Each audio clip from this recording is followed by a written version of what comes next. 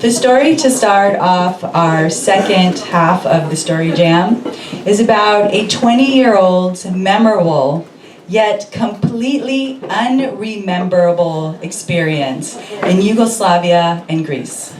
The title of this story is Your Basic Car Accident, Gypsy Kidnapping, Insane Asylum, Kafka, LSD kind of story.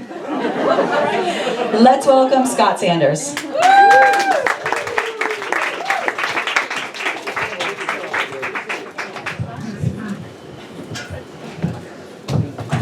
Hi. So this story is particularly relevant because what started then when I was 20 years old resulted in knee surgery 4 weeks ago, and I'm 5 days off a crutch right now. So when I was 20 years old, I found myself in the Greek island of Santorini, recuperating from a shredded meniscus, my knee, and a couple of broken ribs. And I developed my own unique recipe for recuperation. I took an early morning walk on crutches to a mountaintop cafe overlooking the entire Mediterranean. I read Homer's Odyssey, and I had a Greek omelet with the freshest of farm eggs. Now this may seem like an idyllic experience, but the real story is how I got there.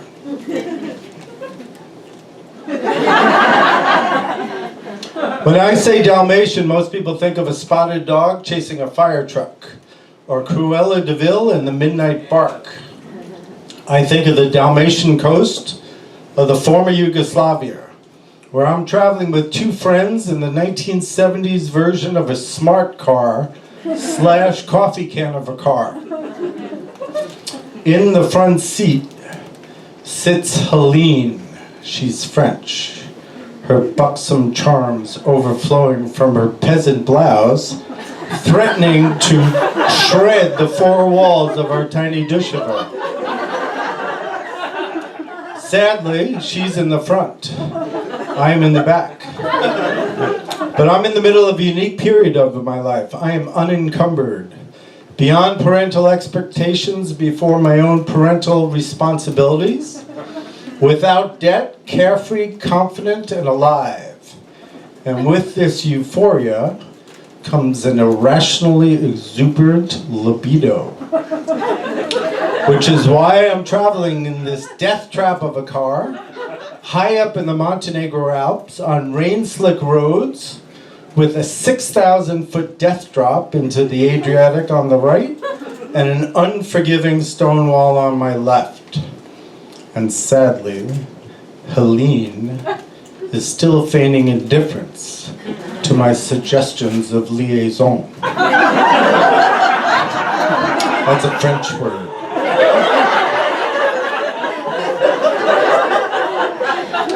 To pass the time, we played the silliest card game imaginable.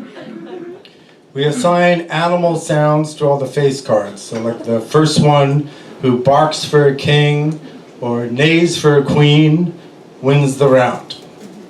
Now the driver, Helene's way too handsome pretend boyfriend Bruno, is losing.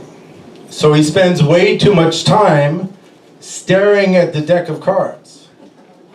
When he cock-a-doodle-doos for the jack, winning the round, he loses control of the dushevo, of the car, and it oscillates wildly between death over the cliff or mere destruction hitting the unforgiving stone wall. Fortunately, fate chose mere destruction.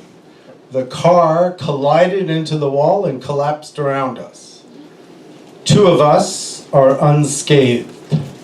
The car and myself are significantly scathed. It hurts for me to breathe, and my leg is in a weird twisted shape. Somehow I get out of the car, I scramble out of the car, and I'm lying on the side of the road. Now you have to remember, this is an era before cell phones, when you actually had to think and do something to get out of a difficult situation. So when no other cars come by, my two friends set off in opposite directions to get help. and I'm lying on the side of the road. After a very long 10 minutes, from out of nowhere, an old van comes by and stops. And 6 large men get out, ask me questions in an incomprehensible language that I later learn is Romani, and they lift me up despite my protests, and they put me in the back of the van, where there was a goat and 3 chickens who looked like they were picked up lying on the side of the road.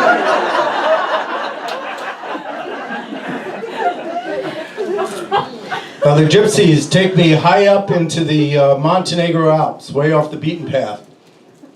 And while I'm wondering if I'm dying because my chest hurt, they stop for cigarettes. But spot, they continue. And it begins to dawn on me that one of my mom's worst fears is coming true. I am kidnapped by gypsies.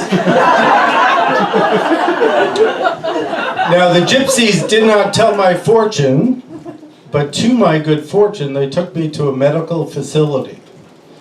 And delightfully, it was an insane asylum. They brought me inside and laid me down on the floor. They demanded payment. I crossed their palms and they went on their way.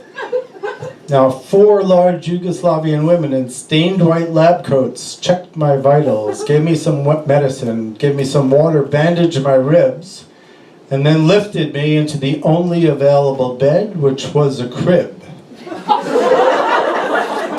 Then I hear them discuss a course of action as far as what to do with my twisted left leg.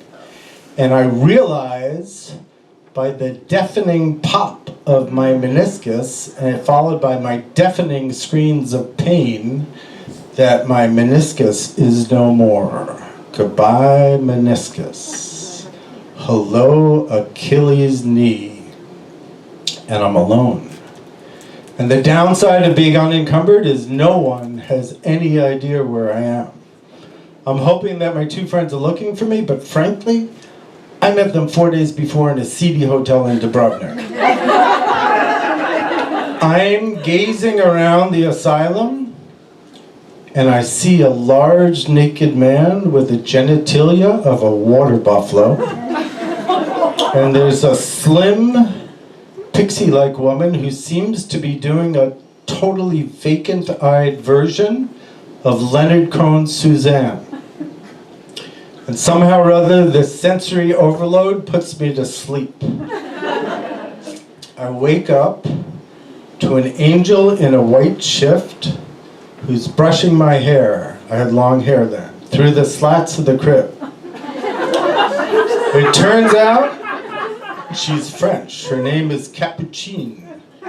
She's about 18, and because I speak French, I can communicate with her. She tells me, yes, this is the equivalent of a medieval insane asylum.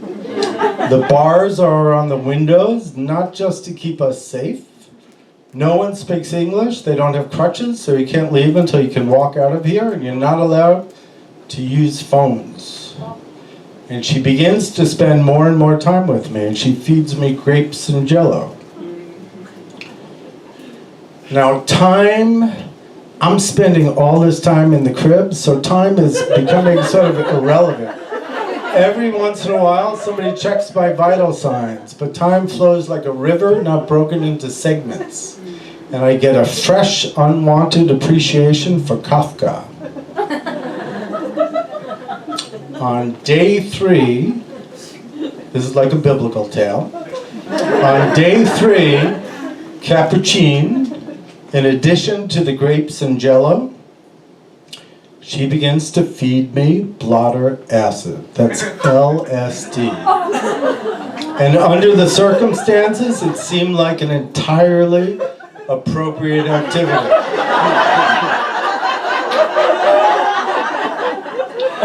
I remember attempting SOS Morse code with my teeth. And it seemed totally appropriate. On day 5, hallelujah, my friends actually find me.